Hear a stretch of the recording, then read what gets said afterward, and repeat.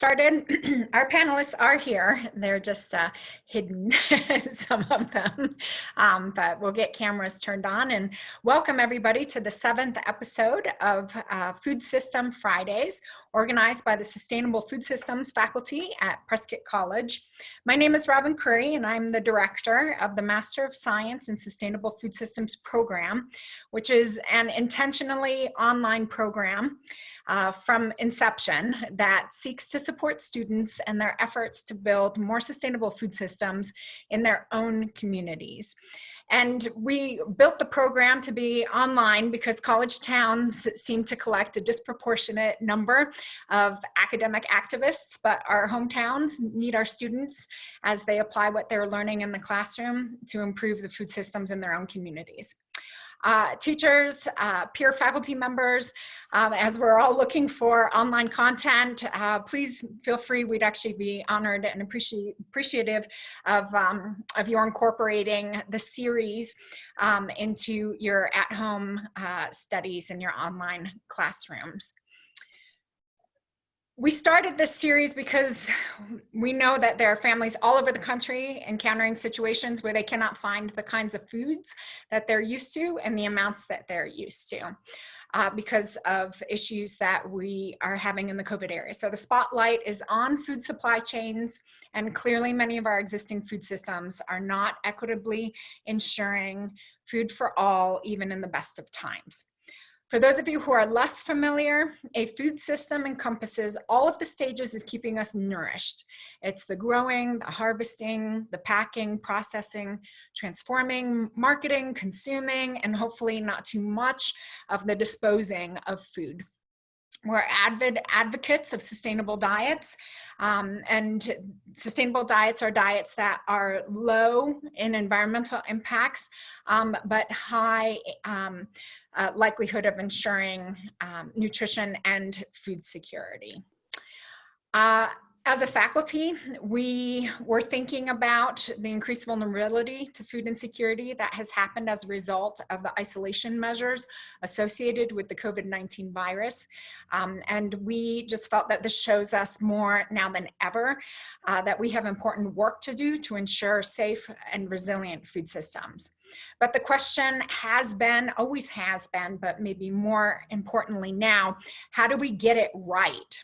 So the Food Systems Friday series for the near future will focus on policies, practices, and folks like the people who are joining us as panelists today who can show us and help us learn about models of sustainable food systems and communities.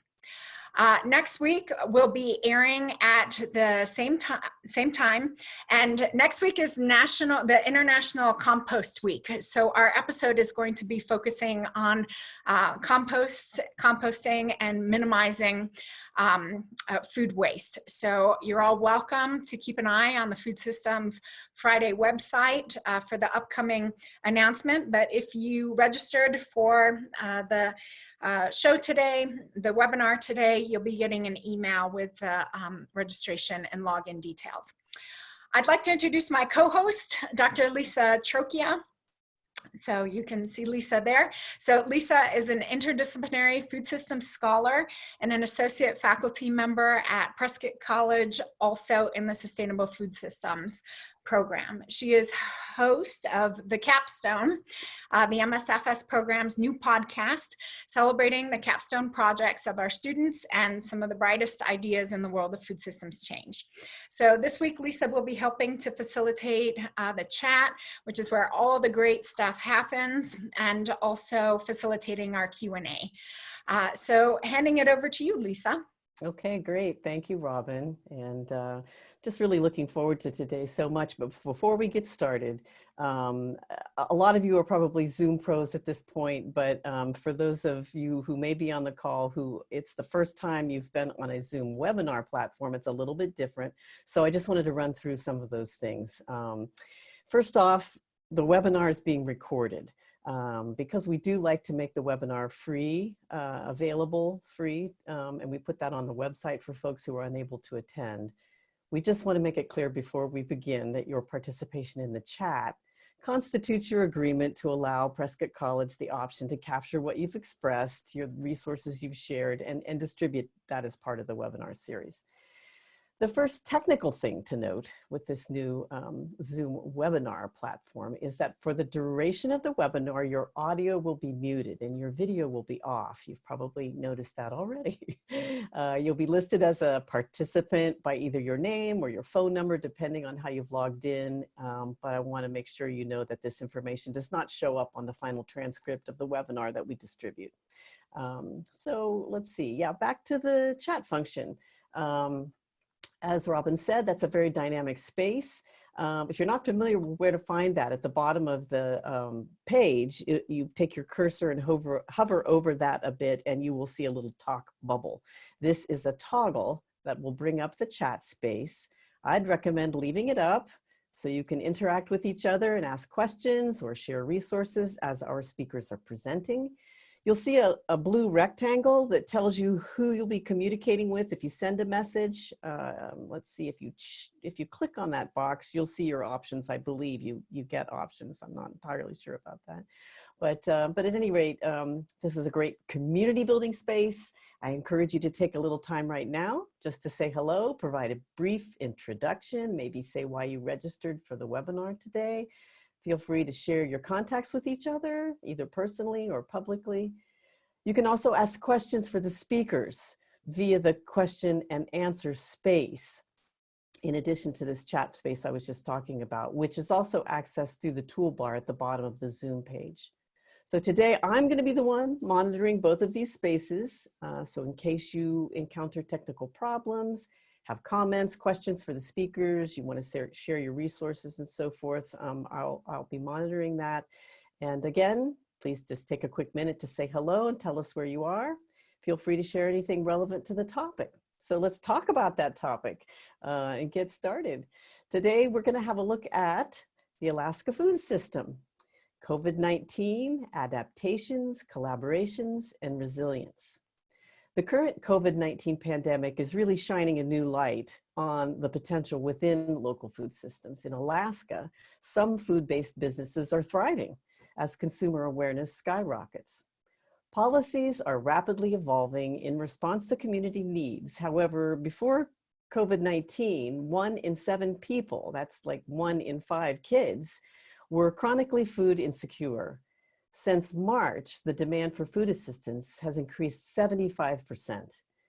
From farming to fishing, this panel will discuss their varied and collective experiences in mitigating the challenges of COVID-19 and highlight the collaborations and the new opportunities that have arisen at the local, state, and national levels.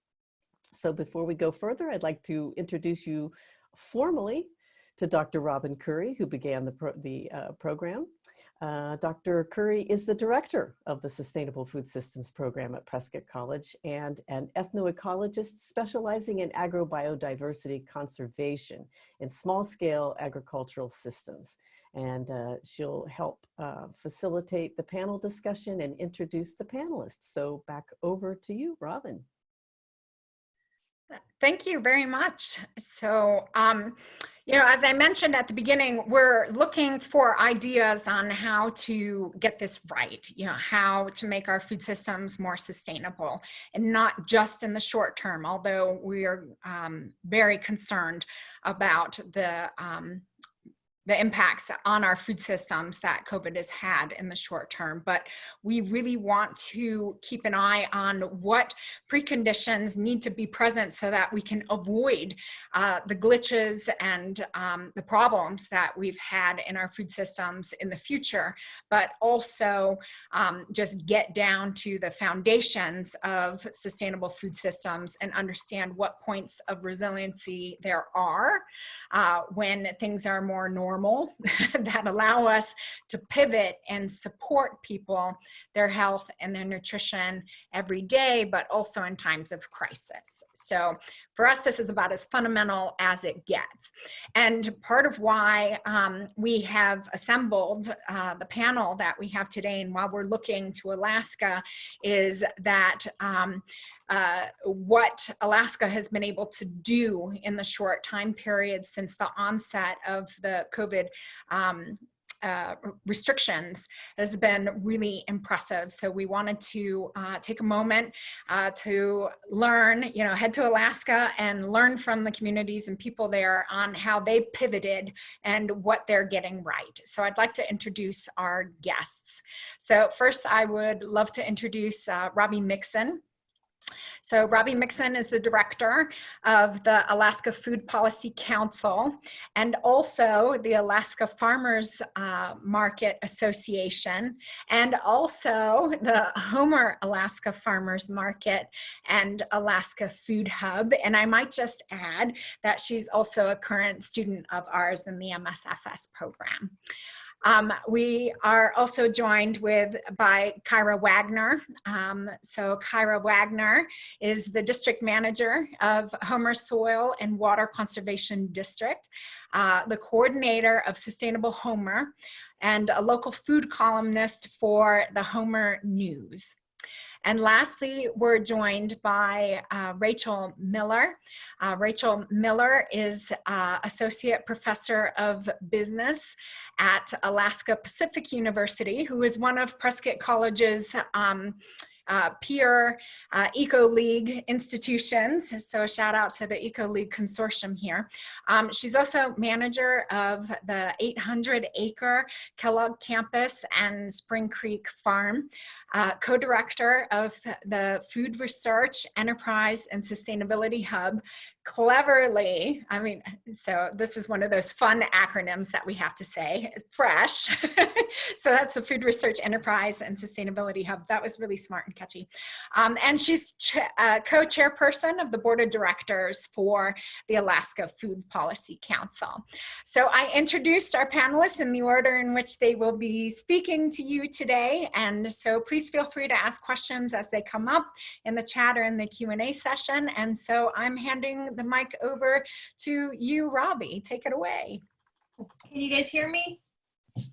Yeah, awesome. Well, I want to thank Robin and Lisa for allowing us to brag on our Alaska food system and also highlight some of the successes, but also the challenges that we experience here in Alaska. And I'm going to first start off with a land acknowledgement. As we were planning this, Rachael so wisely brought up a great point that it's important to acknowledge our position as white women on native lands. So I'm just going to read this really quick. It was provided by an organization called Native Movement. They work for different food justice, sovereignty, all kinds of things. I would check them out. It's nativemovement.org. But I'm going to go ahead and say we acknowledge that our homes are located on the ancestral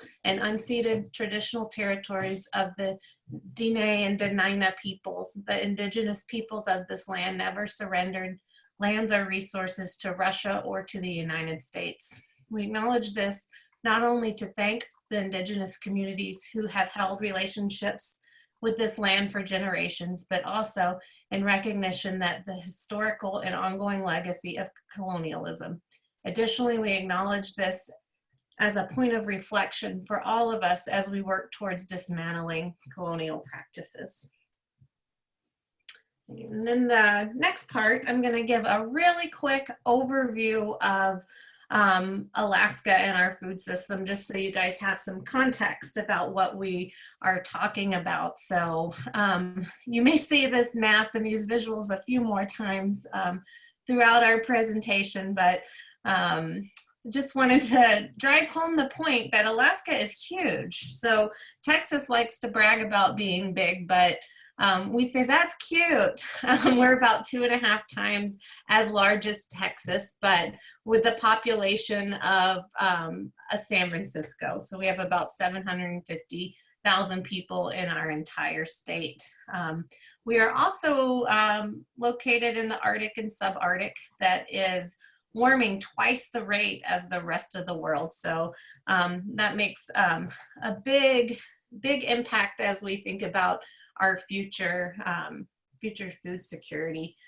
So about 100,000 Alaskans in the state are food insecure. This was pre-COVID numbers. That has increased quite a bit since the COVID pandemic started. This is even, if you are an Alaska Native person, this is even, you experience food security twice as much as the rest of the more other populations. So as I mentioned, climate change is a big issue here in the Arctic. Traditional hunting and gathering ways are being challenged by, as the oceans take over lands that were normally, I guess, sea level rise, and also lands and permafrost are melting, so it's making it more difficult to subsist in traditional ways. Let's see. This other map, this one at the top here, this is a temperature map that was created by our science department at the organization I work with. And this shows our departure from normal temperatures. And I brought up this other map that shows food insecurity around the state, just so you can kind of see a side-by-side comparison of how climate change may be exacerbating food insecurity around the state. And I know my co-presenter Rachel will talk about this a little bit more, but as our seas and poles melt, we also have enhanced opportunity for trade and movement of goods and people, but I'm going to leave that to Rachel to cover. So this is just a real general, really colorful outline of what Alaska's food system entails. So we have, like I said, just under 750,000 people within the state. We import about 95% of our food, and we have around 990 farms statewide. That was according to our last ag census.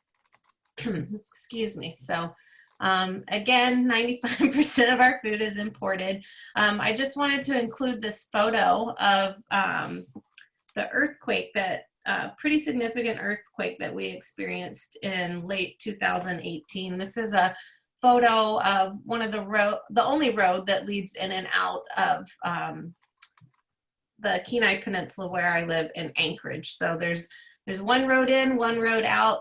There used to be an airline that has now gone bankrupt during the COVID-19. So, you know, we're pretty vulnerable as far as our infrastructure goes. It's pretty limited.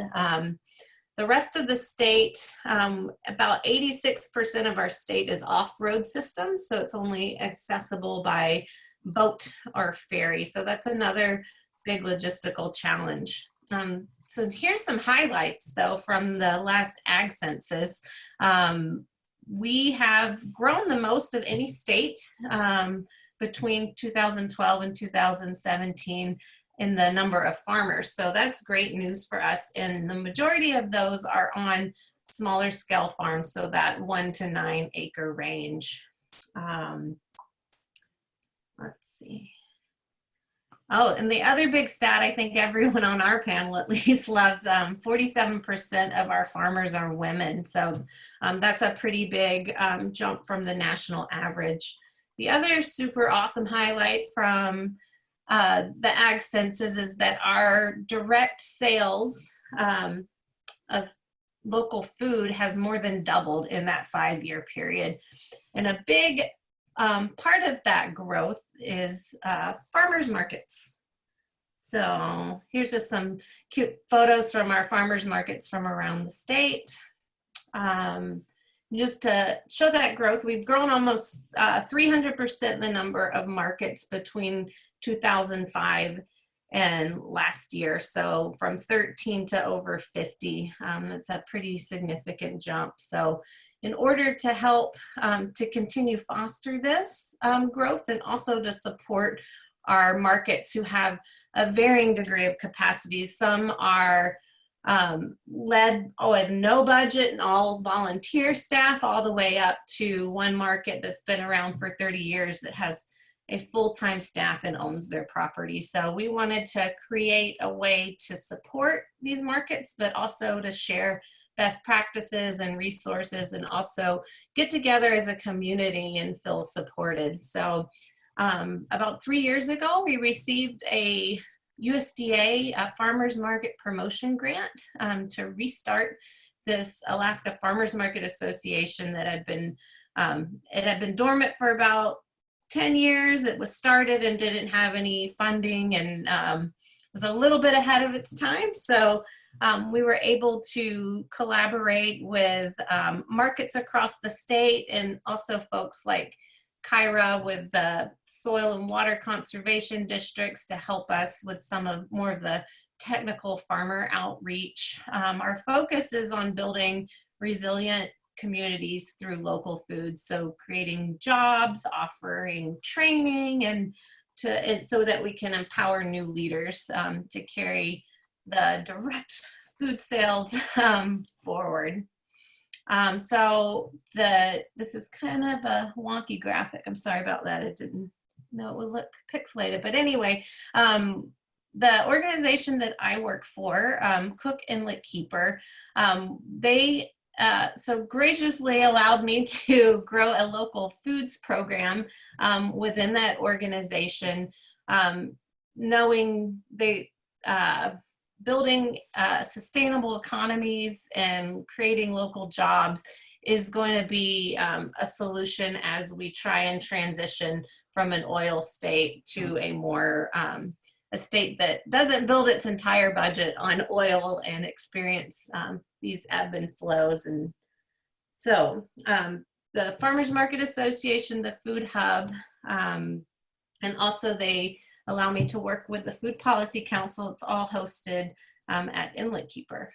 So originally, we started out with a lot of collective promotion of farmers markets. This is just one of our many examples of some of the things that we've done. This was a map that we collaborated with Edible Alaska. I don't know if you guys have Edible magazines in your hometown, but they're pretty schwanky magazines that highlight all the good stuff going on in our food system. So this has been one of the tools we've used, but we've also taken on advocacy issues. So one of our main goals is to expand SNAP EBT. So that's being able to accept what the program formerly known as food stamps at our market, so that that increases our access, but also increases revenue for our farmers.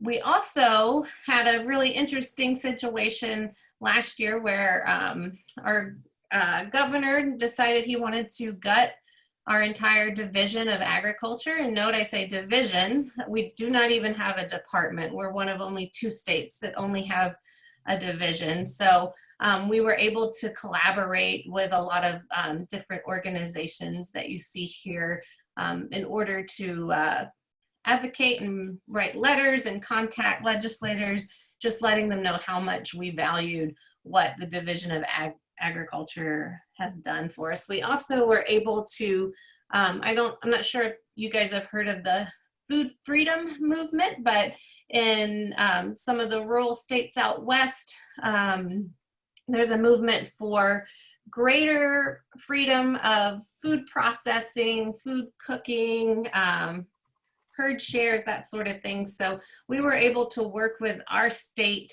health agency, the Food Safety Agency, to allow greater sale of cottage foods online ways. Normally that's a face-to-face thing.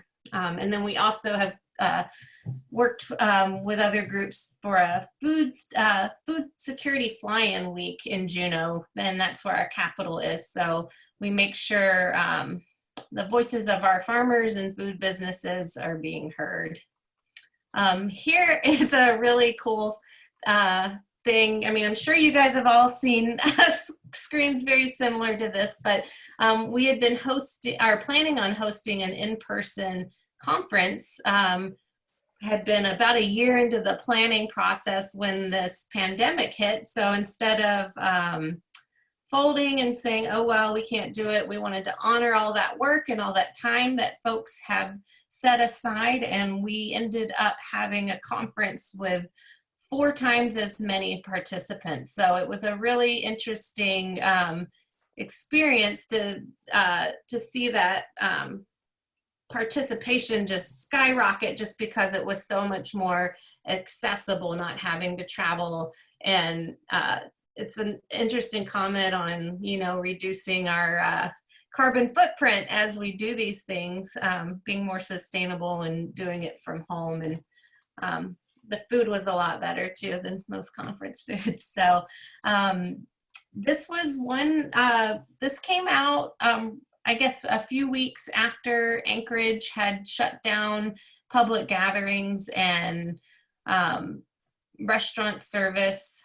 So everyone was feeling still on edge and kind of like, what's going on? What's this mean for our future? So it was a really awesome time to get together and build community that way. We also got quite a bit of attention from our legislators. So we had a couple of local state legislators attend, but we also had both senators attend and our lieutenant governor. So we were able to express some of our concerns. They were able to chat with us about all the things that they were working on. So that was a really neat experience.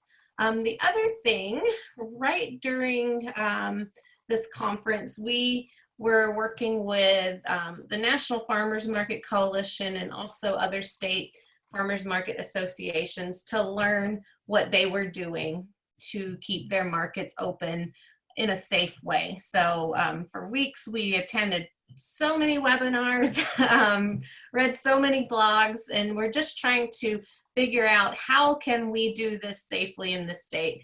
And then the other big thing we wanted to achieve was to get our state to actually declare markets essential, because we had seen states varying on their response to it. So some states had outright banned them. They're like, there's no public events, no gatherings, but we were taking the position that farmers markets are essential like grocery stores, and even more so because they build local economies, and our farmers are dependent on them, and they need markets to sell their food, so they'll keep growing our food. So maybe we can inch that 95% down a little bit more. So we reached out to the state DEC, so that's the Department of Environmental Conservation, and they house the food safety and sanitation program. So building off our prior work with them on getting cottage foods allowable at markets and online markets.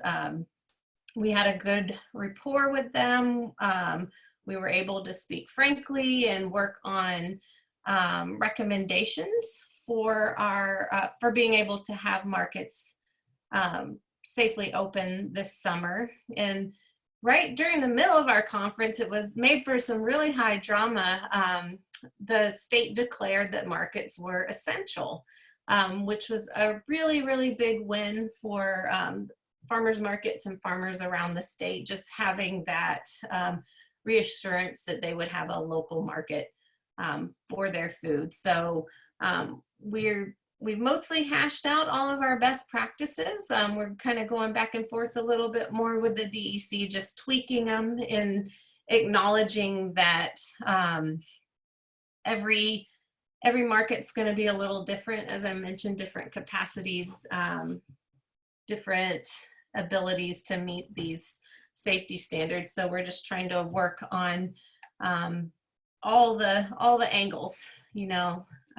The other thing that we're helping with is that a lot of our markets are looking at going online. So with our collaboration with Food Hub and other online food businesses, we've been able to provide markets with a lot of resources and offer possible collaborations. And then the last thing that we have done is we've been advocating with our state SNAP department to allow for online sales utilizing SNAP/food stamp benefits. So, and a lot of other organizations have been advocating that too. So with that collective voice, the SNAP online sales pilot has moved to Alaska, and it's starting with larger stores like Fred Meyer and Walmart. But this is a huge step in the right direction to being able to allow farmers and markets to continue their businesses, even if it's in an online way. So these are just a last slide, I promise. This is just a few of the things that we've been working on since that conference. You'll see lots of people, lots of different organizations collaborating on things like the food safety training. We have community chats that Kyra hosts with a farm up in Palmer, which is 6 hours away from us. So we're just trying to do a good job of having a collective voice and a collective vision across all of our different agricultural support agencies. And I think that's the end. Yeah, that's the end of my presentation. So I'll pass the mic back to Robin. Yeah, thank you. So I was trying to keep track of all of the things that you were mentioning during your talk. So if I missed something in the chat, maybe you can go through and kind of bullet point for participants also some of those elements that seem to make all the difference. Either elements that you had in place that made it easier for the Food Policy Council and the other organizations that you direct to work together. And it may be because there is one consolidated director also, right? So it's important to note. And really one of the things that stood out there while you were talking is that the key to be able to pivot and to work quickly is already having things in place. And we all know that the key to planning and implementing good projects is good outreach, that foundational community building, and my favorite topic, excellent data, so that you know what the problems are and so that you know how to act on it. So I have a kindred data geek in Kyra Wagner, and she has a knack for communications and communication and bringing people together, intersecting sectors of the community.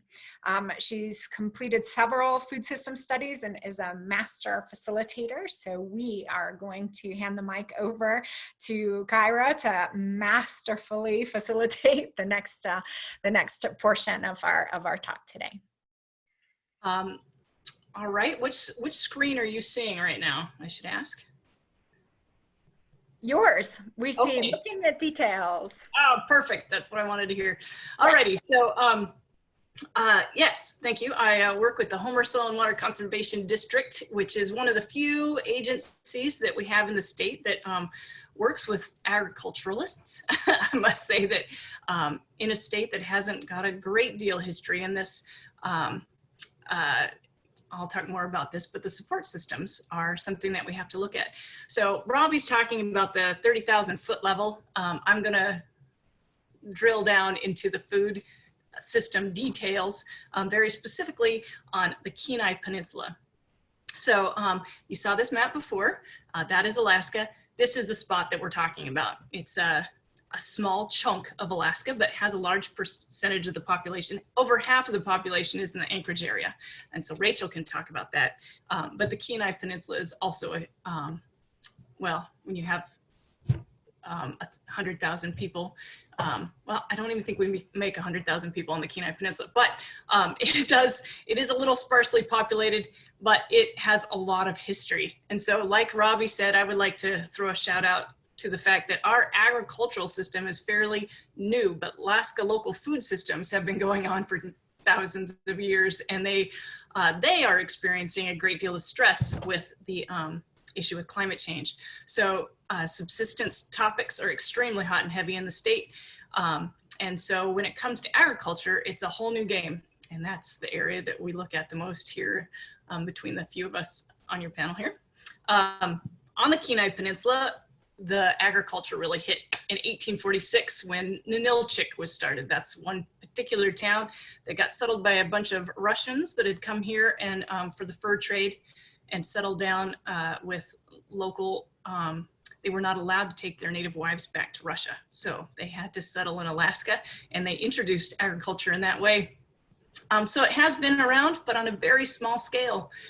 In the local, or in the lower 48, you have the NRCS, Natural Resource Conservation Service, and it really kicked in the 1930s when they were working all with farmers about soil conservation. We need to save our soils, they're blowing away. How do we do that? So they started working with farmers. Soil conservation districts were started all around the country. It's great, support for farmers. That was then. They, to this day, still provide cost share programs and technical advice for farmers so that they can do the best to take care of their land. The cost share often helps pay for practices that are good for the soil. Well, what that looks like in Alaska now is the high tunnel program. About 10 years ago, NRCS started offering cost share for these high tunnels like that you see in the picture. That's here in Homer. That's Ketchikan Bay and the mountains behind it. So in the lower 48, a high tunnel is a season extender. You can cover your crops and protect it in the fall and the spring. Here, it's a climate changer. So we have tons of sun, and you can heat up that high tunnel to a climate that you wouldn't normally have up here, so people can grow tomatoes and pumpkins and all kinds of wonderful things in high tunnels. It went crazy. So suddenly we have a great deal of people that are interested in agriculture and a skyrocketing interest in growing their own food and often in marketing it to others. So this program started about 10 years ago, and now it's built an amazing little community. This is a cutout of the Facebook page, and you'll notice at the bottom right-hand corner, there's over 1,800 members in this group. So as far as community sourcing of information, you can put a shout out to the Homer High Tunnel growers and get all kinds of information, like what does everybody else do about this mold I'm finding on my tomatoes, or whatever.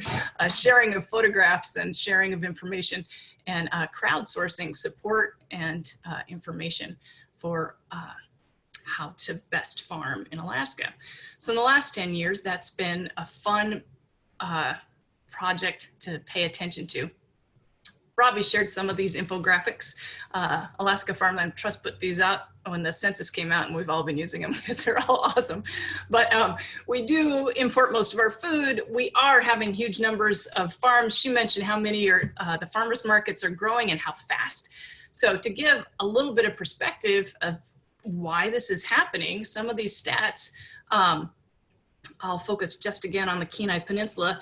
I'm like Robin, I am a data geek. So we did a recent survey in 2018 that went along with these Census VAG stats just on 39 producers, our biggest, most major commercial sellers of produce in the area, and interviewed them with a lot of the same questions and got comparable data just about our zone, and it was fascinating. This high tunnel program, the Kenai Peninsula has put out more of these high tunnels than any other place in the nation. So it's hundreds, we're talking hundreds of high tunnels out there now. And so interviewing some of these commercial producers who've come out of that program or have been in the area before the program was pretty telling. We are small. Most of our farmers are market gardeners, really. In the lower 48, you wouldn't consider them a legitimate farm. But look at the average acres of the 39 producers we surveyed was 0.7 acres. So 40 producers, and that's not a lot of land. So those markets that Robbi's talking about are vital for these small scale farmers to be able to reach their audience. The number of farms also grew on the peninsula twice as much as the rest of the state. So again, that high tunnel program really kicked a ton of people into gear, and a ton of information sharing started happening because almost half of these folks are new. And the number of people that we interviewed, it was very similar. It was about 46 to 49% of the farmers would be considered new farmers. So when you have that many new people on the job, how do you give them support? What do they need? How are you going to move that system so that it becomes a really strong and viable part of our local food system? So as we've been watching it grow,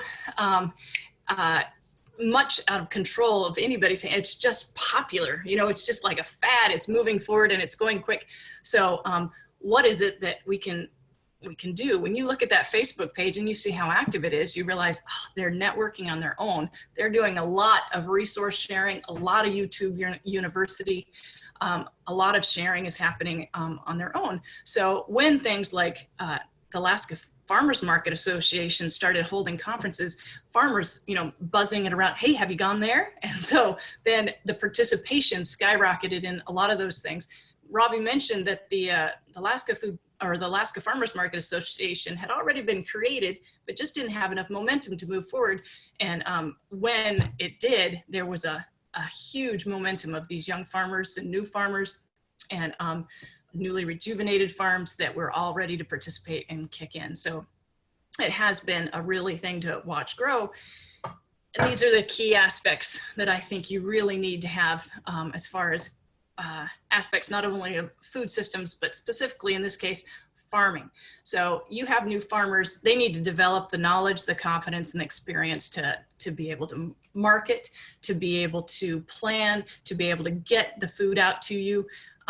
If they have any wobbly feelings in any of those areas, they stop and they don't move forward. So you need, if they're going to be able to take the risks that farmers inherently need to take to move forward, they need to understand what growing in this area is like. They need to have the confidence that they're going to be able to sell it, and they need to get some experience so that they can, that it all cycles back to knowledge, confidence, and experience, and all three of them feed on each other.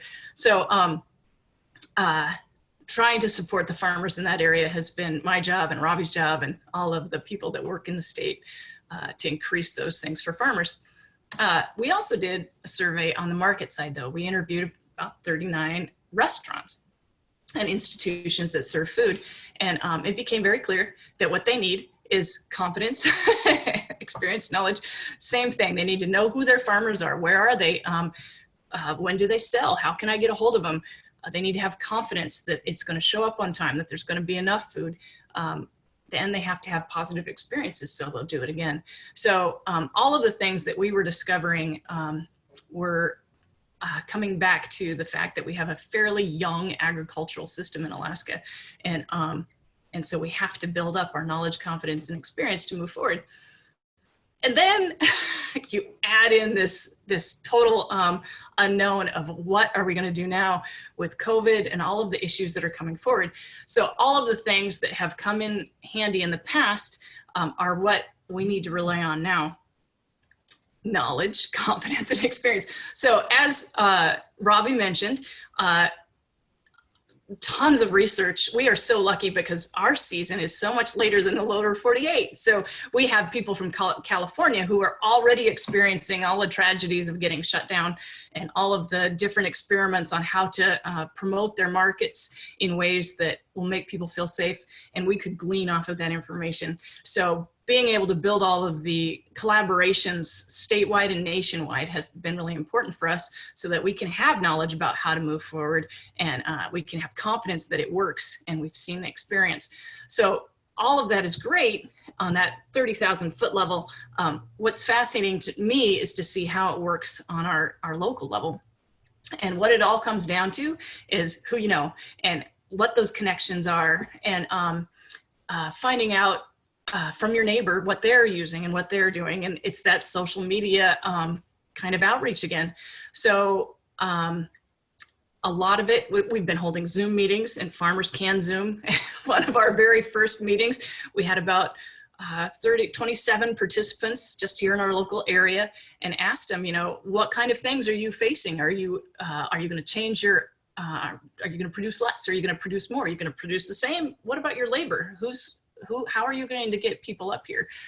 A lot of people rely on labor that comes up from the lower 48. in the form of interns or woofers or different transient populations that aren't necessarily going to be able to come up here this summer. Alaska has a 2-week quarantine for anybody who's come from out of state. That's also affecting our fishing industry, which depends on people coming from out of state. So all of these things are shifting the way that we operate, and we are having to look and see how people are adapting. The farmers in that conversation, all of them were saying, we're going to plant as much as we always do, if not more. And that was inspiring because it meant, yay, the farmers are going to keep going and we don't need to worry about that. But we need to make sure they have markets. So Robbi and Rachael and others of us around the states, that since March we've been slammed with trying to figure out how to make sure those are still going. What is interesting, though, is that people are panicking now that the word is getting out that the food system is shaky. And Alaskans are used to being prepared. So beef around the state on the hoof already called for. Pre-orders and waiting lists have been created. We only have 2 processing facilities for USDA sellable beef in the state. So if you want to sell at a store, you have to go to one of those 2 processing units, and you saw the size of the state. So it kind of makes it difficult at times. So people buy them locally from their local producer and butcher them themselves. And so those cows, those pigs, all of those things are getting spoken for fast. And farmers are seeing a spike in CSA orders. One of our farms has 75 CSAs, and I used to think a 30 CSA was big for our farms around here. So it's impressive how much people are suddenly realizing that food matters and that food systems matter. And so that's one of the things that I really think we need to play on with this whole COVID issue is it's hopefully not a day too late, but we really need to be supporting our farmers. And it's going to be pretty apparent that small scale farmers that support our farmers markets aren't producing enough to support a population even as big as our state, even though our state is small. So we are just as addicted to Safeway and other grocery stores as everybody else in the lower 48. So figuring out how to set up internal systems that support those farmers is going to be vital. That's where it's super that we have such good relationships with, for example, our legislators and our DEC and the other folks that can help us operate more efficiently. So all of those relationships come in handy. We'll just keep moving forward and seeing how these things work.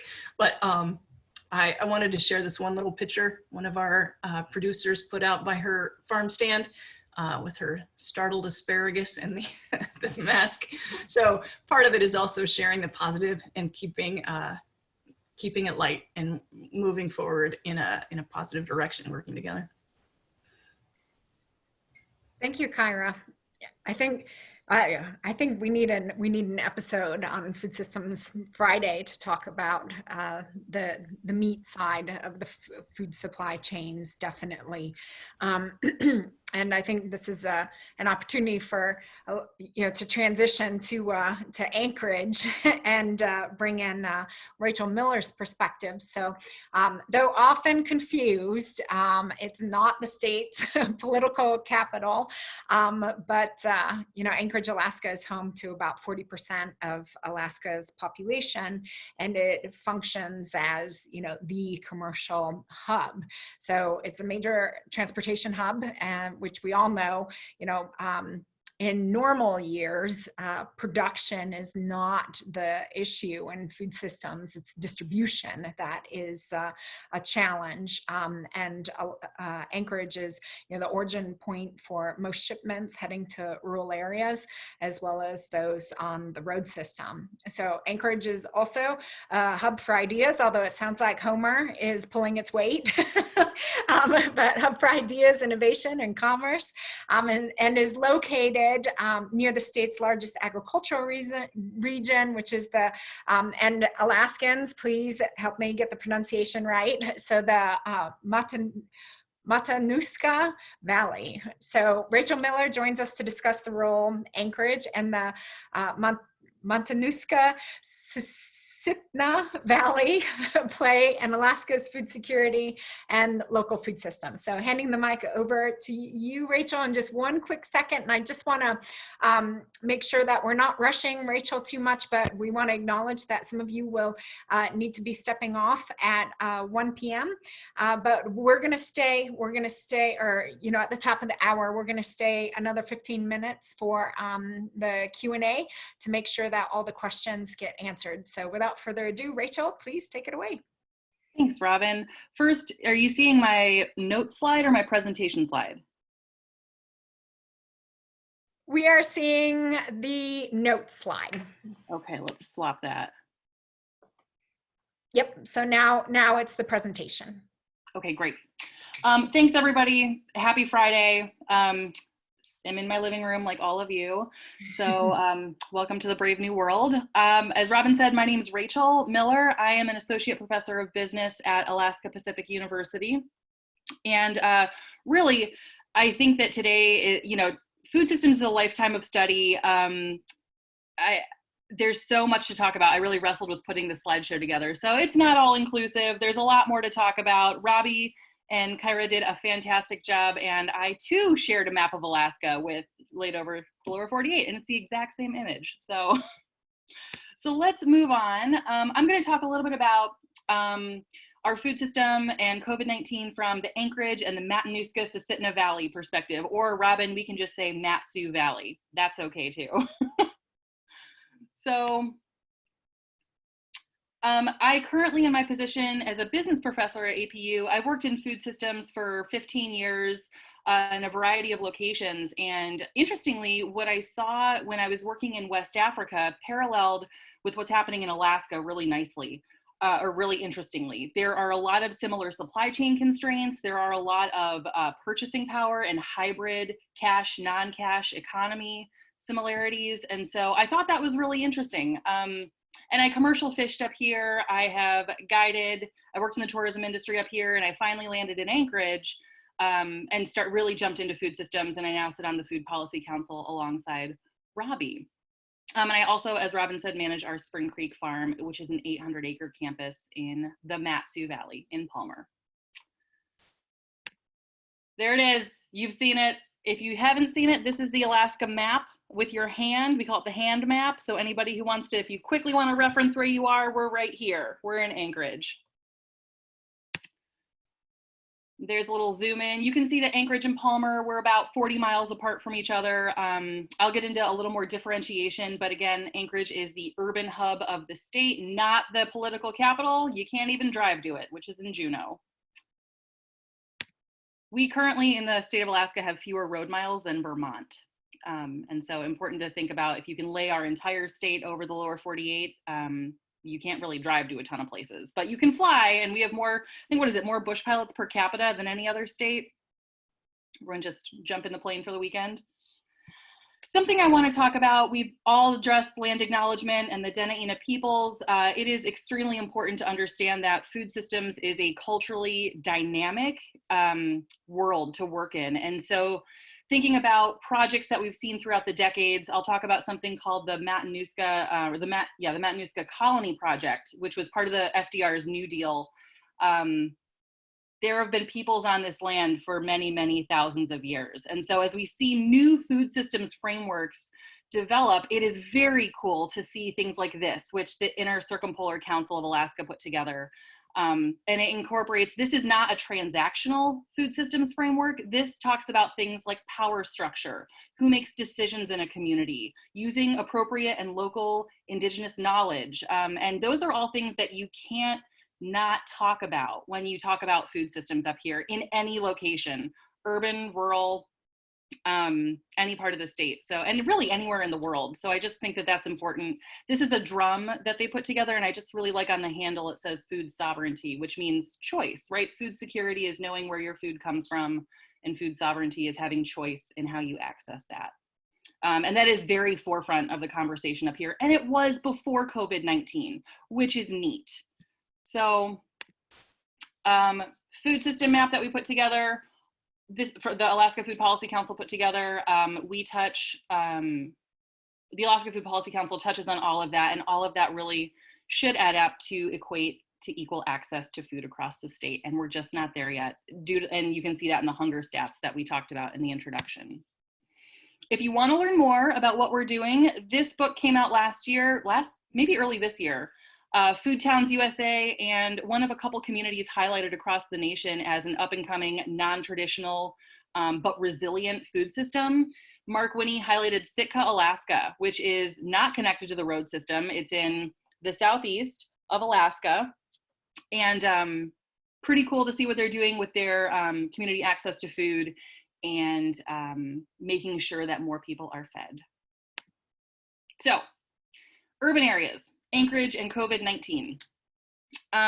When the earthquake happened a while ago, the image that Robbi showed of the only road going south that was destroyed, very short term. We had that earthquake on Friday and people were going to work on Monday. It was pretty amazing, the Band-Aid that Alaska was able to put on our roads so people could continue to go about their lives.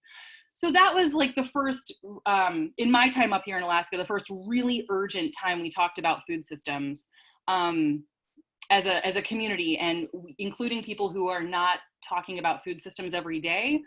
And for those of us who live and breathe this every day, this whole COVID-19 food systems conversation has really felt like welcome. You know, like as Kyra said, we get it, we know it, and we're really excited, perversely, that people are coming into the conversation now, because this has been going on for a long time. And really, we're just seeing system gaps and opportunities highlighted that already existed, and the urgency is just greater now. And I hate to talk, I feel a little ridiculous talking about silver linings at this point. There are still so many people who are very much having issues and can't access food. They can't access their daily resources, but there are some system opportunities to capitalize on, so I'll highlight those later. Before COVID-19, Anchorage took it upon itself. They partnered with the University of Alaska to put together a climate action plan. And thankfully, food systems was a part of that. We know that climate change and food systems they go hand in hand. And so we put together a section about what to do. And so it looks like everything from the Food Policy Council had piloted a micro grants program to offer small quantity grants, $250 to $500 to local organizations to start a community garden, to buy soil, to buy seed, to do food education. So we advocated for more of that, looking at things like more edible landscaping, and also looking at it from a policy perspective. What food code is maybe antiquated or could we change to increase access to markets for businesses and access to more local, often more nutritious food for consumers? So that is something that Anchorage did even before this, which to me, the message in all of this is proactive is the way to go. It is so easy to go to the store and not think about your food decisions. And I know I'm preaching to the choir because you're already on this call, but it's really important to keep talking to your legislators, keep advocating for a robust food system before this happens, before a crisis happens. Some neat things that are happening in our food system. So Anchorage School District, this was, let's see, so the school bus, we've got, they started out doing 6 routes for meal distribution. So they serve the Anchorage School District serves about 27,000 meals a day. Their first 6 routes were able to achieve service for about a quarter of those meals, and they've since been able to add routes. This was a pre-existing model. They do summer food distribution. A good portion, and I don't have an exact number, of our students are on free and reduced lunch. And so immediacy in next meal need is very real for a lot of our students in this state. And so using existing resources like the DEC or the commercially certified kitchens that exist in the school systems, using our transportation systems like our school buses are really critical. And hats off to our nutrition director, Andy Mergens. He saw that immediately and really started working fast.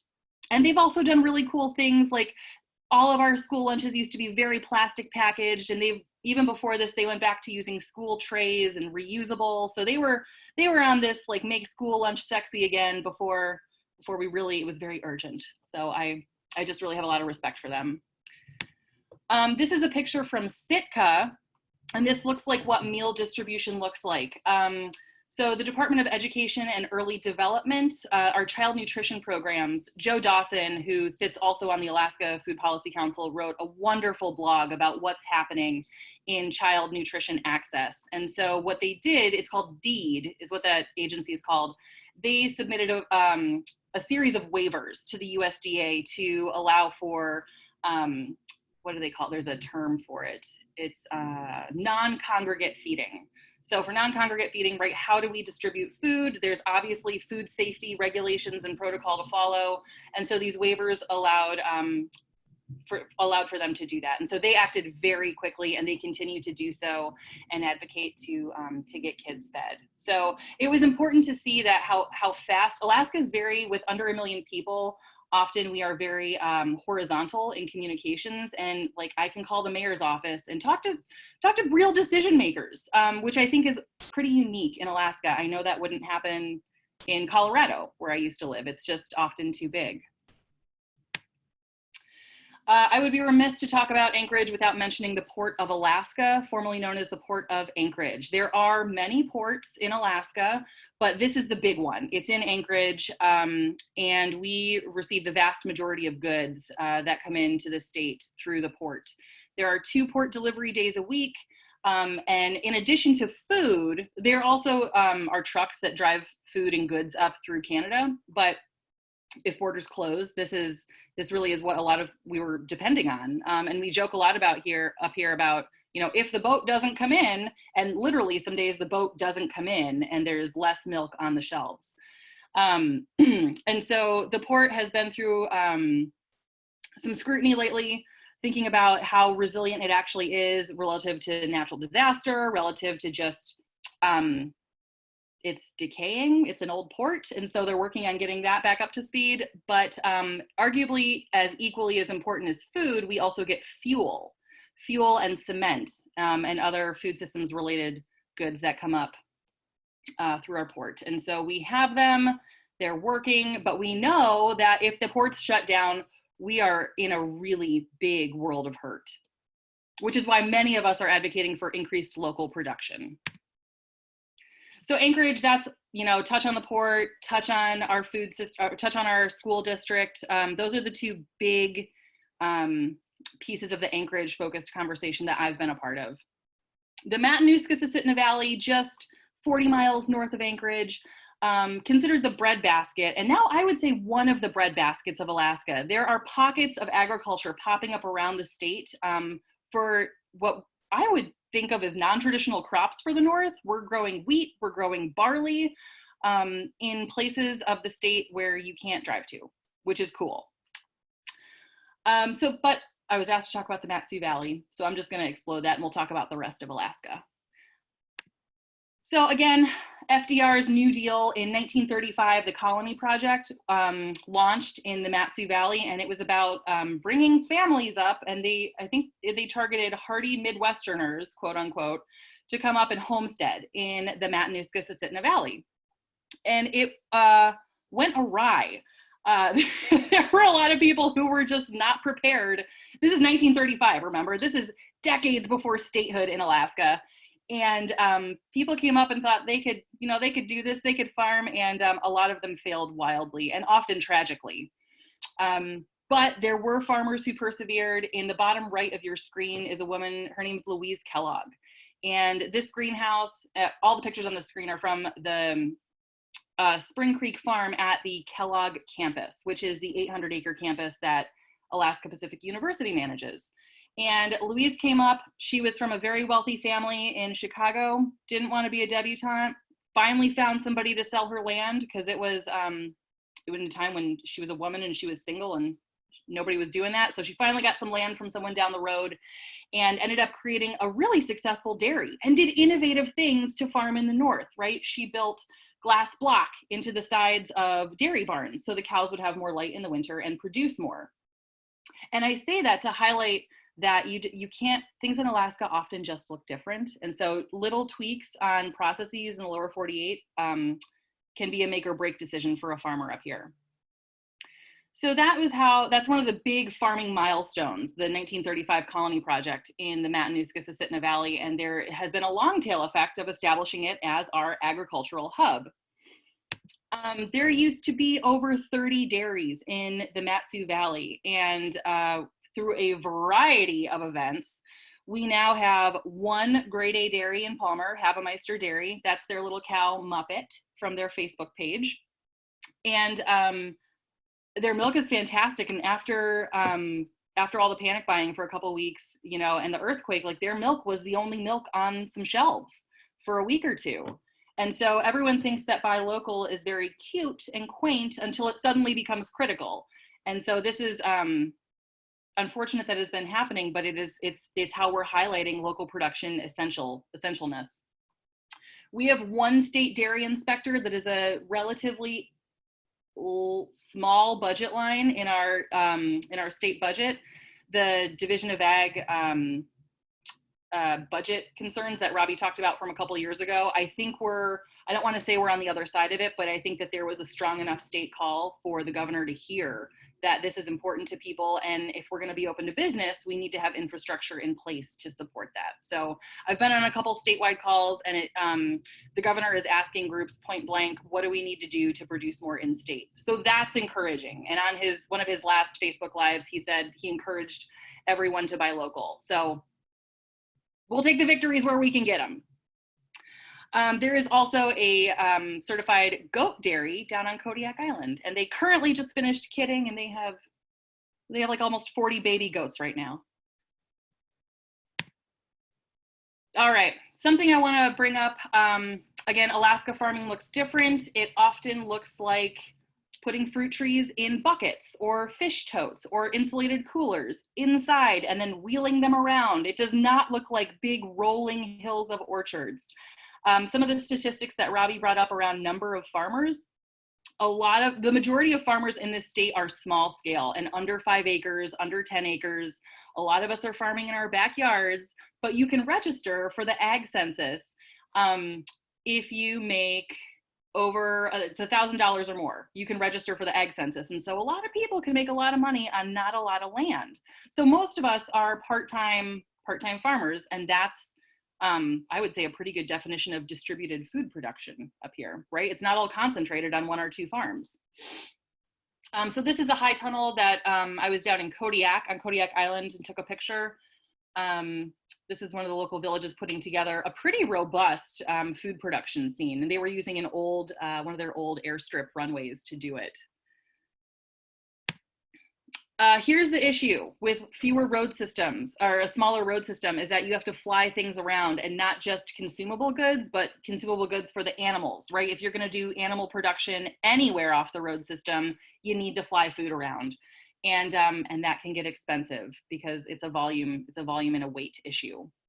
So that's a couple of our constraints with not having everything connected to the rail belt, not having everything connected to the road system. Here are some stats that speak to opportunity. This is how much we consume every year. Pork, beef, and chicken.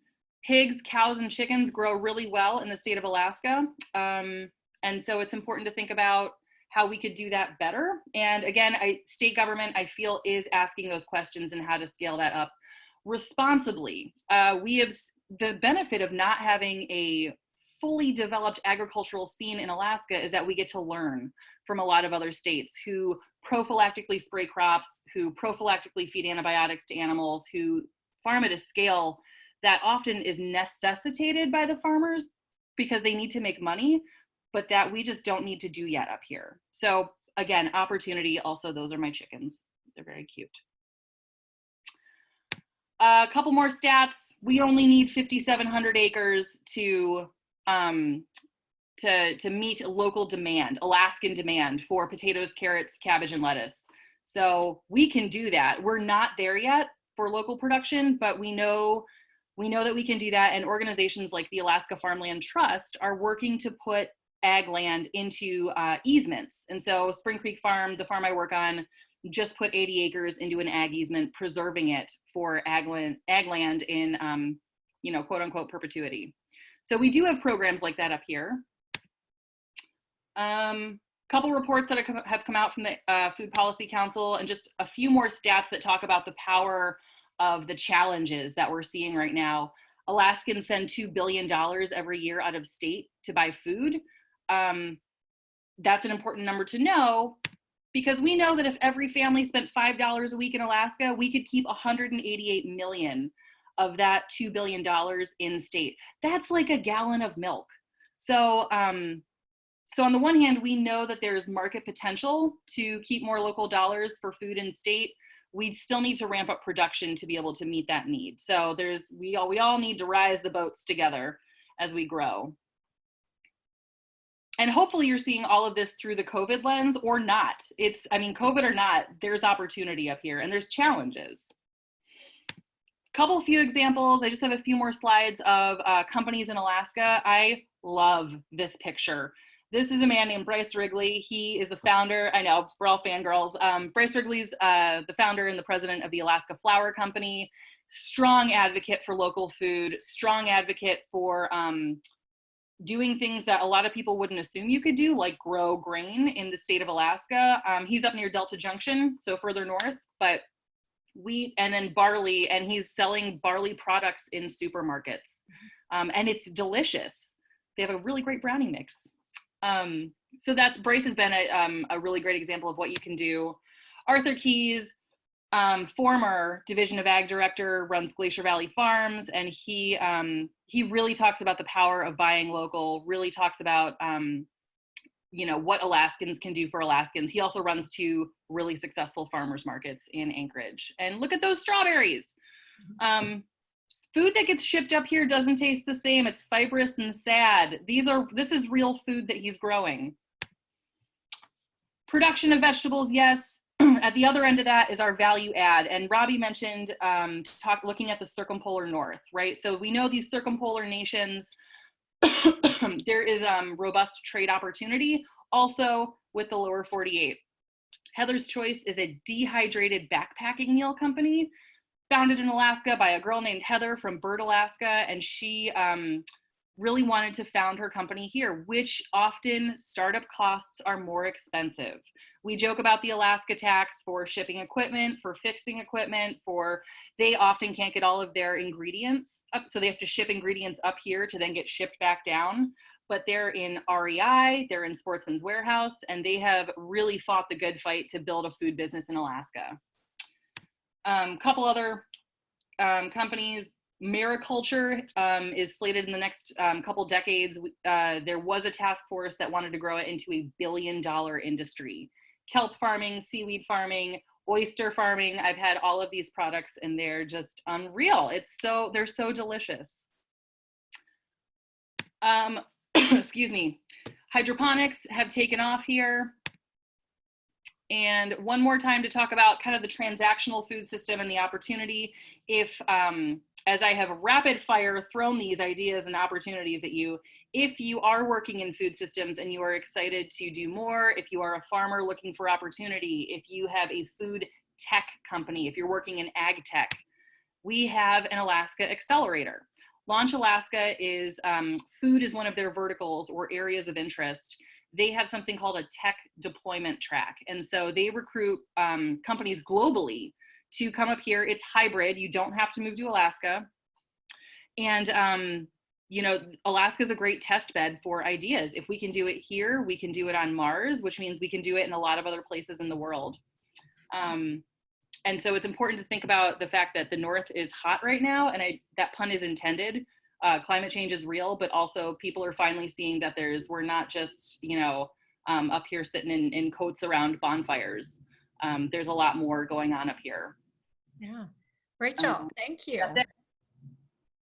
Thank you. I'm sure folks have been watching the chat, and I see that there's quite a few questions. And so I think that's a great segue for giving an opportunity to see. I know some folks have had to have transitioned out, but a lot of them have mentioned that they'd like to catch the recording. So we're going to move forward with our Q&A, and just looking forward to learning from each of you. So Lisa. Yeah, thank you, each of you, Kyra, Rachel, and Robbi. Awesome presentations and so dynamic. You know, you can get an influx of people interested in coming to Alaska just from that, I'm sure. But yeah, there were questions. I had one because I was really interested in the high tunnel. What's happening with high tunnels, and I was wondering if any high tunnels are being used cooperatively, like on a community level, or are they strictly in the hands of individual farmers? That's a good question. There are some where in neighborhoods specifically, people are partnering with their neighbors, but as a, at a community level, community-wide, no. The NRCS program isn't designed for that. It's for private landowners. So it's not really designed that way. But there has been a great deal more talk, seeing the success of them, of different nonprofits and such, starting their own and getting that working. Yeah, thank you. I figured it might be as much of you know, a application process obstacle as anything, but we did have some interest in that whole program and what's happening around that. And one question from Kirsten was, how do high tunnels hold up during the big snowfalls? Another good question. So we've learned a lot since the first years, which kinds to get and which kinds not to get. Some people take their tops off in the wintertime. Other people have to monitor it on a regular basis. So some of them are built more sturdy than others. We've had quite a few collapses though, so it depends on the landowner and how they choose to manage it. Right, that makes sense. Robin asked a really great question in the chat, so I would like to put that to each one of you. Some of you did respond in the chat, but in case others aren't monitoring that, it takes a little bit of, you know, multitasking that takes a minute to get used to if you're not in the space as much as some of us are. But she was asking what works in the long term for food system sustainability. So Robbi had mentioned the food freedom movement and cottage foods and getting the food available online. So it seems like there was some foundational work that made it a little bit easier for that whole thing to be considered more stable when the virus hit. So yeah, what does long-term food system sustainability look like? Rachel's nodding. Maybe I'll just ask you to start. Sure. I think it's important to note that there is currently a network of some of the Alaska Farm Bureau, Food Policy Council, Farmers Market Association, Soil and Water, lots of people on this network. We've had one call already around, and that's using those same words, creating a long-term plan. The last long-term plan I've seen from the Division of Ag was in 2009, and some of it is still relevant. And so ensuring that, you know, we're not throwing the whole baby out with the bathwater with new plans. There's still a lot that we could do that has been needed to be done for decades. And so I think the Division of Ag is aware of that. I know the governor is aware of that. Our job in this network of, right now we're just talking, but it's to create action items to do that. And I would say, I'll turn it over to Kyra and Robbi. I would say local production is probably first and foremost in my mind. Yeah, I think along with that, though, we need a more robust infrastructure. So right now, having access to cold storage, even if it's just community-based, and having the idea, Kyra and I were talking about this beforehand, but having the idea of central hubs for food system processing, storage, sailing, all that kind of a thing, or even, you know, Rachel mentioned that we don't have a lot. We only have 2 USDA slaughterhouses in the whole state. So looking at more cost-effective methods, like maybe every borough has a mobile slaughter unit. So looking at some more ways for low-cost infrastructure. Kyra, I don't know if you have anything to add. Yeah, I would just reiterate that. I think infrastructure is definitely important. And I think being the data geek, when you understand what your assets are and you get them well mapped, and you can then you can start working on the questions about distribution, the questions about storage.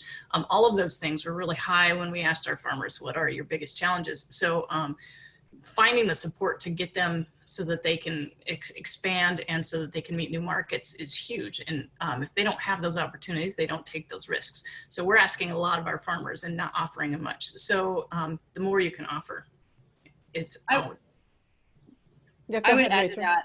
I think that we, somebody in South Central, Spork Consulting did an analysis a couple years ago of shared kitchen assets. So existing commercially licensed kitchen assets, the same, like if we're not strangers to flash freezing in Alaska, right? We have like fisheries are our jam. But here's the issue. If you are a farmer or you are a food entrepreneur and you're trying to start up and you're like, look at all these commercially licensed kitchens. It is really risky for a business to rent out their asset like a flash freezer or a commercial oven or storage if their primary revenue stream depends on that equipment functioning. And so often there's a risk analysis done by the people who own these assets, and it just doesn't make sense to, I guess, communityify them or offer them up to the community, which is a tough rub, right? It makes sense on everyone's end, but at the same time, like there's these big shiny kitchens and freezers. So I just want to, and it's not Alaska specific, that problem exists everywhere. Right, but that's a great point. And there are still a few questions, but I think that it would be really good, since we're talking about sort of this whole COVID thing, and I think each one of you touched on this to some degree. If you could just say in a word or two, what was something that was already in place that really made it easier for Alaska to pivot at this point? So Kyra, how about you? Got an idea? Well, one thing I would say is that Alaskans are used to being at the end of the road and used to having problems pop up like a volcano or an earthquake. So bulk buying, you want to see how talented we are. Panic buying goes really well in Alaska. We do it well. So, as far as the response, a lot of the infrastructure for bulk buying is already in place up here. So unfortunately, that's not local food. But people are used to the idea of storing food and having long-term stores. Right, that's great. Anyone else? Robbi? For me, I think I can only speak for Homer, but I think we have a really strong sense of community here where we want to support each other. We want to see each other succeed. So that, along with just the relationships and connections that all three of us have been working on nurturing for, gosh, probably 10 years or however long we've been at this. So a lot of these strong connections already existed that may not exist in a place where the populations are huge. So it's been not easy, but a little more effective to do some statewide coordination and collaborating on things where we're not dicing up just doing it all together instead. Right. Rachel, any thoughts on that? Yeah, I would say pre-existing relationships with legislators. Representative Garantar from Anchorage has been a really big food advocate for years now, thinking about how to get farmers better access to markets or producers better access to markets. And I think there's a bill up right now that we're all waiting. It's about herd shares and access to dairy and value add products. So I think that the representative already knew the people in the state who were involved in food systems, so they knew who to call. It wasn't like suddenly this happened and everyone's like, oh, we got to worry about food. We better figure this out. That network and those relationships and that trust already was there. Trust is, for everyone, that's different, but it was, they knew who to call. And I think that was really critical to mobilize quickly. Right, great. Well, I'm a big fan of networks and relationships, so I'm glad to hear that. So Robin, I know we have gone a little longer than usual, and some folks were able to stay on as participants, and that's awesome. We're glad that you stayed with us, but I know we should probably start to wrap this up, although it's great to see you and spend some time with you all. But I'll turn it back over to you, Robin. Yeah, thank you. I couldn't bring myself to interrupt any of our panelists because it was such excellent information and just really important examples of, you know, what infrastructure, which relationships matter, and then how they were leveraged in a time of stress. And I think that's what we're here for, and what we're all trying to look for examples so that we can help make recommendations to communities that do not have the Food Policy Council. I think one of the things that, you know, is hard to state in the answers is the obvious, right? Look at you all, you know, look at the panel that is in place, look at your existing working relationships and all the things that you do on a day-to-day that then you are able to build on. And that is not something that every single community nor even every single state has in place at this point. And so let that maybe be the big takeaway here. And I want to thank you both, all three of you, so much for your time today. And I want to thank you for all of the important work that you're doing, and appreciate you sharing that with our students and with the community at large. So for those of you who are interested in learning more about food systems, we'll be back here same time next week. And as I mentioned before, it's the International Composting Week. And so we are going to be having Natasha Duarte, who's the Director of Composting Association of Vermont, join us. She's had a very interesting background, but is a compassionate compost advocate. Grace Gershuni, who many of you will recognize as being one of our strongest advocates for soil health, and soil quality, will be joining us as, you know, and also she was involved in the formation of organic our organic regulations in the United States. And Dr. Wendy Sue Harper will also be joining us. She's a soil scientist and Prescott College faculty as a panelist. So thank you all for joining us, and looking forward to seeing our audience members again next week. So good luck in the food system, and let's keep finding those bright spots. Thank you.